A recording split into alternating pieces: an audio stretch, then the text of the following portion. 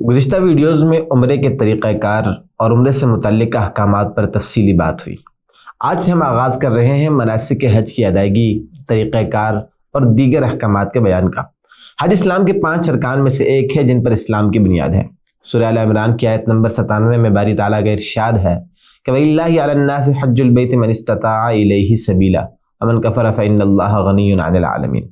اور اللہ کے واسطے لوگوں کے ذمے اس مکان کا حج کرنا ہے، یعنی اس شخص کے جو کہ طاقت رکھے وہاں تک کی سبیل کی، اور جو شخص منکر ہو تو اللہ تعالیٰ تمام جہاں والوں سے غنی ہے۔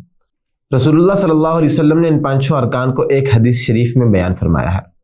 بنی الاسلام علی 5 شہادت ان لا الہ الا اللہ وان محمد رسول اللہ واقام الصلاۃ وایتاء الزکاۃ والحج وصوم رمضان۔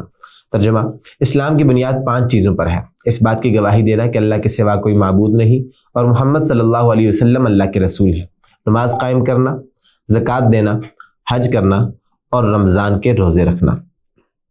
حج ہر اس شخص پر فرض ہے جس کو اللہ تعالیٰ نے اتنی دولت عطا فرمائی ہو کہ جس سے وہ شخص اپنے وطن سے مکہ مکرمہ تک آنے جانے اور وہاں پر قیام کے تمام تر اخراجات پر قادر ہو۔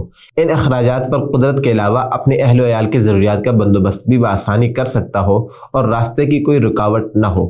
تو ان تمام شرائط کی موجودگی میں زندگی میں ایک مرتبہ حج فرض عین ہوتا ہے۔ حج کا طریقہ کار اور دیگر اقسام کیا کیا ہیں، اس پر آئندہ ویڈیو میں بات کرتے ہیں۔